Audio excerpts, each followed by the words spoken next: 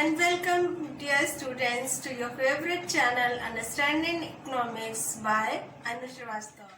So guys, today we are going to discuss the topic investment multiplier and its working.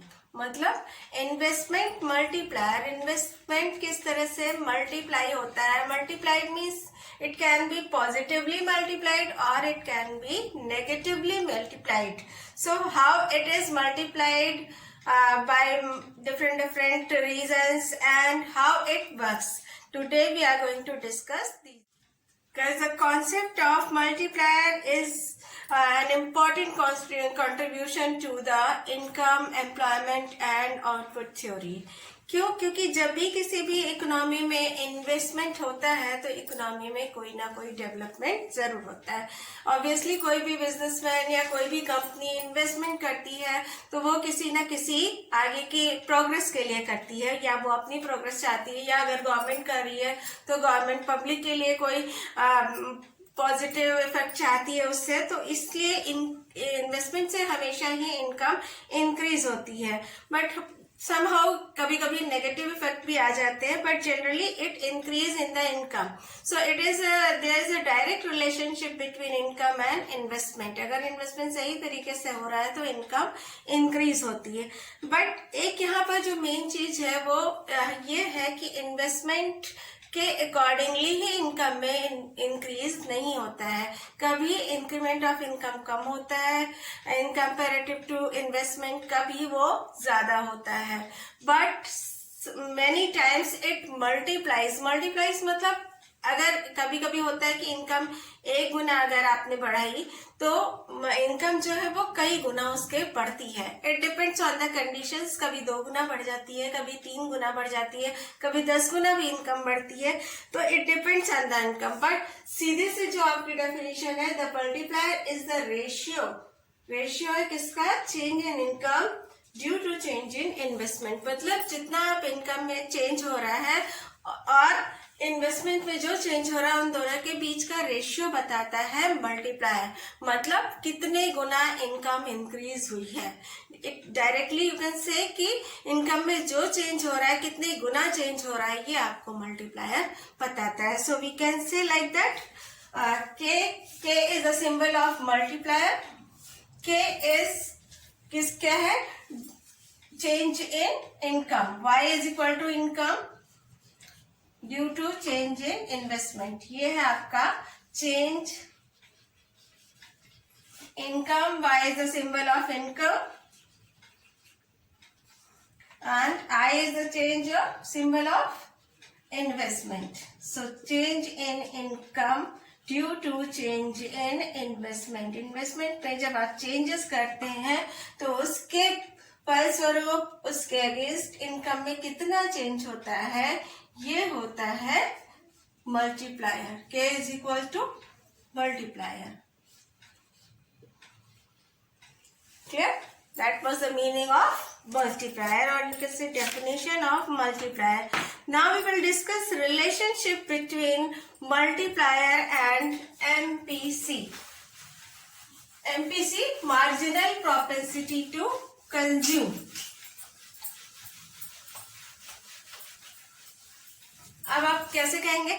जब हमने आपसे कहा कि इन्वेस्टमेंट बढ़ने से इनकम बढ़ती है. अब इनकम कैसे बढ़ती है और क्यों ज्यादा बढ़ती है या क्यों कम बढ़ती है? इन्वेस्टमेंट बढ़ती है आपके कंजम्पशन करने से. आप जितना कंज्यूम करेंगे दूसरे आदमी की इनकम उतनी ही बढ़ती है. अगर आप उस इन्वेस्टमेंट से बढ़ी हुई इनकम को सेव करके रख लेंगे तो मनी सर्कुलेशन से हट जाती है, और अगर आप उस चीज को सेल करेंगे, फर्दर परचेजिंग करते हैं, तो आपकी जो मनी है, आपका जो इनकम है, वो किसी और के लिए न्यू इनकम बन जाती है. मतलब वही 1000 रुपीज आपने कंज्यूम किए तो किसी और की इनकम बनी, वो कंज्यूम करेगा तो किसी तीसरे की इनकम बनेगी, कोई तीसरा इनकम परचेज करेगा तो चौथे की इनकम बनेगी. बट अगर आप उसको सेव करके रख लेते हैं, मार्केट से गायब कर लेते हैं वो मनी, तो फिर मल्टीप्लायर कम हो जाता है. तो ये डिपेंड करता है सीधे सीधे आपकी एमपीसी से. आपकी मार्जिनल प्रोपेंसिटी जितनी ज्यादा होती है, मल्टीप्लायर उतना ही ज्यादा होता है. See the formula K is equal to 1 upon 1 minus MPC और 1 minus MPC is equal to MPS। याद होगा आपको, हमने आपको बताया था MPC plus MPS is equal to 1 होता है। तो 1 माइनस MPC लिखते हैं या 1 अपॉन MPS डायरेक्टली लिख देते हैं, तो it is the same thing. अब जो हमने आपको बताया था, the concept of multiplier is based on the fact that one man's expenditure is other man's income. देखिए, आपका जो इन्वेस्टमेंट मल्टीप्लायर होता है सीधे सीधे यही है कि आप अगर एक्सपेंडिचर कर रहे हैं तो मल्टीप्लायर बढ़ता चला जाता है। उस बीच से अगर मनी सर्कुलेशन से गायब हो गई, यानी कि सेविंग कर ली गई, किसी ने सेव करके रख ली, उसको फर्दर एक्सपेंडिचर उससे नहीं किया, तो वो मनी सर्कुलेशन से यानी कि मार्केट से, इकोनॉमी से गायब हो जाती है और मल्टीप्लायर में कमी आ जाती है, यानी कि मल्टीप्लायर कम हो जाता है। सो इकोनॉमी का डेवलपमेंट इसीलिए कहा जाता है, आप जितना एक्सपेंडिचर करेंगे किसी भी इकोनॉमी में, अगर कंजम्पशन लेवल ज्यादा है दैट मीन्स वहां का ग्रोथ रेट ज्यादा होता है, क्योंकि मल्टीप्लायर ज्यादा होता है। अब ये था रिलेशनशिप कि आप जितना आपकी मार्जिनल प्रोपेंसिटी टू कंज्यूम है उसी पर डिपेंड करता है मल्टीप्लायर। इसी तरह से आप रिलेशनशिप बिटवीन, यहाँ पर आप हमने आपको बताया MPC से, अगर आप relationship between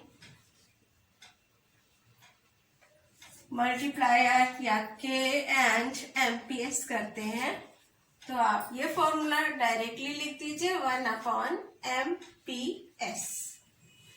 C, because 1 is equal to MPC plus MPS। ठीक है, तो अगर आप 1 माइनस MPC लिखते हैं या MPS डायरेक्टली लिख देते हैं, इज द सेम थिंग। तो ये आपका जो था वो रिलेशनशिप था MPS से और MP से, क्योंकि MPS यानी कि सेविंग, जो भी आप डिपेंड करता है, सेविंग और कंजम्पशन आपका डिपेंड करता है इकोनॉमी में कितना मल्टीप्लायर हो रहा है इन्वेस्टमेंट से। So let's make it clear with the example. If MPC is equal to 0.5, तो आप अगर जानना चाहते हैं कि ये कितना है, तो फॉर्मूला ले लीजिए 1 अपॉन 1 माइनस MPC होता है, यानी कि 1 अपॉन 1 माइनस 0.5। ठीक है, ये क्या होगा सॉल्व हो करके 1 अपॉन 0.5। ठीक, आप क्या करते हैं, 0.5 का मतलब कि हमने पॉइंट हटाया, ऊपर 0 बढ़ा दिया, तो 5 2 जा, ये हमारा बचा 2, यानी कि K इज इक्वल टू 2। मतलब अगर आप इन्वेस्टमेंट 100 रुपए का कर रहे हैं तो इनकम बढ़ करके 200 हो रही है, तो यानी कि K मल्टीप्लायर 2 है, यानी कि वो इनकम को, इन्वेस्टमेंट के थ्रू इनकम को 2 गुना बढ़ा रहा है। तो ये आपका था। इसी तरह से आप और भी सॉल्व कर सकते हैं, कोई भी लेकर के। तो ये था आपका relationship with the MPC and MPS। Now it's working का क्या डेफिनेशन एक हम आपको पढ़ के बता रहे हैं। Multiplier coefficient measures the changes in income as the result of change in investment. It works both in the forward as well as backward direction. It has an increase the income as well as it decreases the income. मतलब हमने आपको कहा था पहले भी, multiplier दोनों तरह से वर्क करता है। It may increase the income और it may decrease the income. It depends on your consumption function totally. आप किस तरह से इनकम को अपनी यूज करते हैं, कितना एक्सपेंडिचर करते हैं, यही। और ये हम आपको शुरू से बताते चले आ रहे हैं। मल्टीप्लायर का मतलब है आपके कंजम्पशन का और इन्वेस्टमेंट का इनकम पे क्या इफेक्ट पड़ता है, वो कम हो रही है, वो ज्यादा हो रही है और कितने गुना हो रही है, ये हम मल्टीप्लायर के थ्रू पता करते हैं। बट ये कैसे वर्क करता है, क्या है इसका प्रोसेस, किस तरह से मल्टीप्लाई होती है इनकम, अब हम आपको इस टेबल के थ्रू दिखाने जा रहे हैं। यहाँ पर हमने एक चीज आपको बता दें कि हमने MPC ले ली है 1/2, यानी कि जितना हमारी इनकम बढ़ती है हमारी ये हैबिट है कि हम आधी इनकम सेव कर लेते हैं और आधी इनकम कंज्यूम करते हैं। एक एज्यूम कर लिया है हमने कि इस इकोनॉमी की ये टेंडेंसी है कि उसकी इनकम में जितना भी इंक्रीमेंट होता है उस इंक्रीमेंट के पार्ट को वो आधा सेव कर लेती है और आधा कंज्यूम करती है। तो इस कंडीशन में इकोनॉमी में इनकम में क्या ग्रोथ हो रही है, कितना वो मल्टीप्लाई हो रही है, वो सेम इनकम जो एक बार इन्वेस्टमेंट हुई उसके फलस्वरूप इनकम में कितना इंक्रीमेंट और कितने गुना का हो रहा है, वो हम आपको ये टेबल में, चलिए देखिए राउंड 1 से हम स्टार्ट करते हैं। राउंड 1 में इनिशियल यानी कि पहला जो इन्वेस्टमेंट हुआ वो 200 करोड़ रुपीस का है। ये हमने मान लिया रुपीज इन करोड़, ठीक है, बार बार नहीं लिख रहे हैं, ये आप एज्यूम कर लीजिए कि ये क्योंकि एक इकोनॉमी की बात हो रही है, किसी पर्सनल की बात हो रही है। आप याद रखिए मैक्रो में जब भी हम कोई बात करते हैं तो हमेशा एग्रीगेट की बात करते हैं, किसी पर्सनल की बात नहीं होती है। मैक्रो में पूरे पार्ट में यही है, जब भी आप कोई भी थ्योरी कोई भी चीज पढ़ रहे हैं तो always related with the aggregates only. So ये आपका 200 करोड़ इन्वेस्टमेंट हुआ। तो फर्स्ट तो आपकी 200 करोड़ इनकम। अब देखिए हमने आपसे कहा था कि एमपीसी 1/2 है, तो 1/2 का मतलब आधा कंज्यूम कर लिया गया और आधा सेव कर लिया गया, ठीक। 200 चेंज इन इनकम है तो 200 में से 100 से कंज्यूम कर लिया गया और 100 सेव कर लिया गया, यानी कि ये 100 मार्केट से गायब हो गया। इसको सेव करके दबा लिया गया, इसका कोई मतलब नहीं। अब ये जो फर्दर ये है, ये नेक्स्ट की इनकम मनी यानी कि राउंड 2 में ये इनकम हो गई, क्लियर। फिर नाउ इनकम, इस इनकम का फिर वही 50% आपने कंज्यूम किया और 50% सेव कर लिया, यानी कि अब जो हुआ वो 50 एंड सेविंग इज ऑल्सो 50, ठीक। चलिए राउंड 3 पे आते हैं। अब ये 50 हो गई, third change in income, third round की चेंज इन इनकम। अगेन इस 50 का 25% मतलब 50% यानी कि 25 change in consumption and 25 change in saving. 50 में से 25 कंज्यूम एंड सेविंग हो गई। अब राउंड 4 में चेंज इन इनकम 25 का मतलब 12.5 ठीक। अब राउंड 5 में आइए, 12.5 का क्या हो गया 6.25। इसी तरह से ये चलता रहेगा और इनकम इंक्रीज होती रहेगी।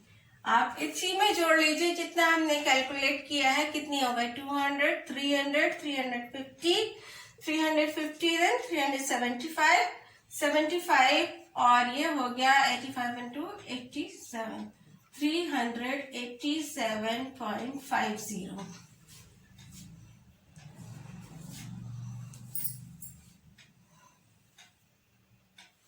ठीक है, एंड ये इट इज, इसमें भी देखिए क्या हो रहा है 150, 175, 175 देन 185, 87 और 6 जोड़ते हैं तो 193.75। ये इंक्रीमेंट है आपका कंजम्पशन का and saving is also same as consumption, तो ये भी इक्वल रहेगी।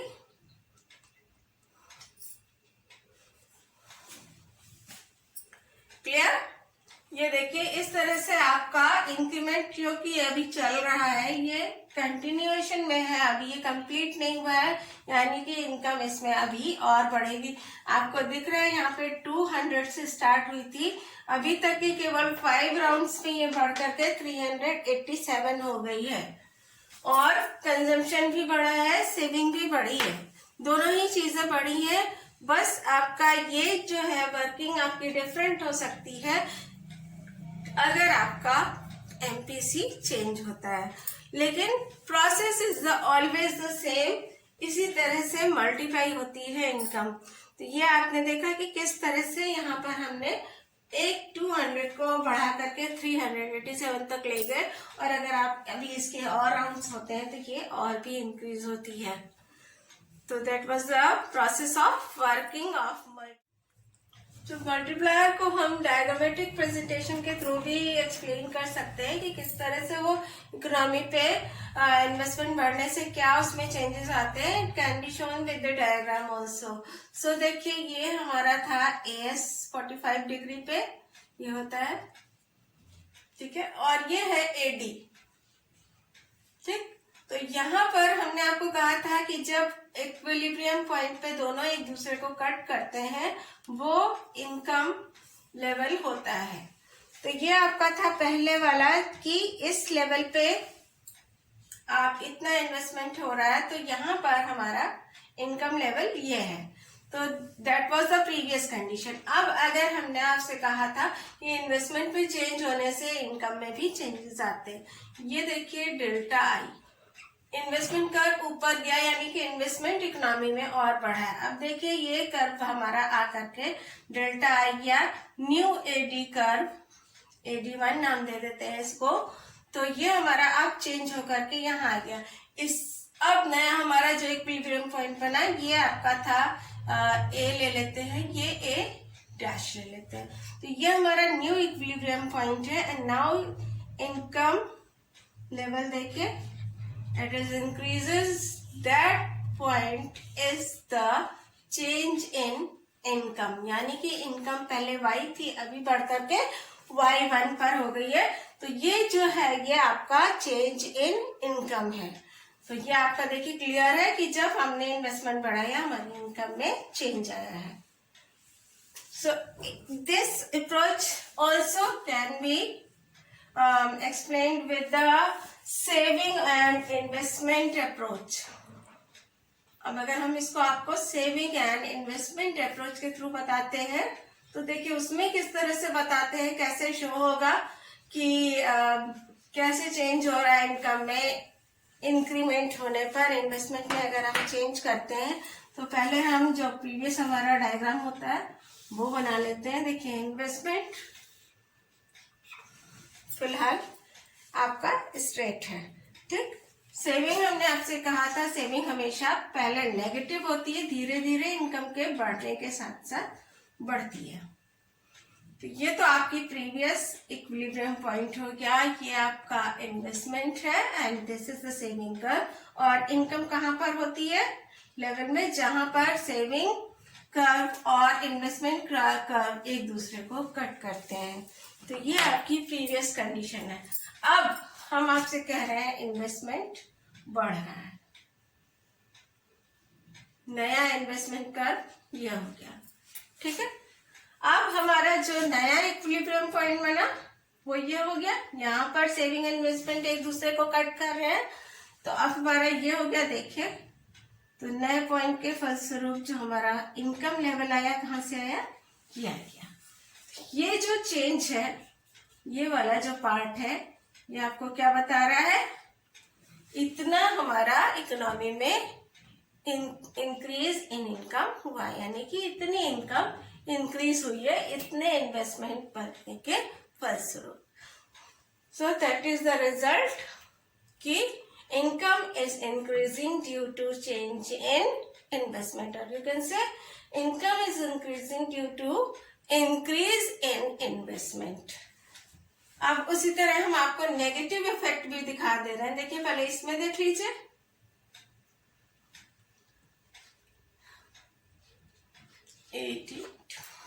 ये है सपोज इन्वेस्टमेंट किसी भी रीजन से कम हुआ।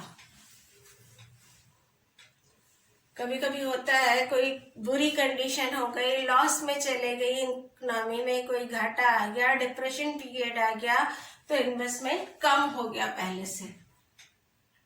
ये देखिए आपको ब्लू पेंसिल शो करते हैं, ये हमारे जो लाइन है ये क्या हो रही है? Decrease in income. ये जो हमारा Y2 आया ये क्या है? ये डिक्रीज, क्या कि यहाँ पर इनकम इस साइड शिफ्ट हुई। उसी तरह से यहाँ पर भी देखते हैं, अगर इनकम इन्वेस्टमेंट कम होता है, नीचे जा रहा है इन्वेस्टमेंट कर्व, तो हमारा ये पॉइंट इक्विलिब्रियम पॉइंट नीचे की तरफ आ जाता है और इनकम लेवल पहले से कम हो जाता है। So that was the working of multiplier.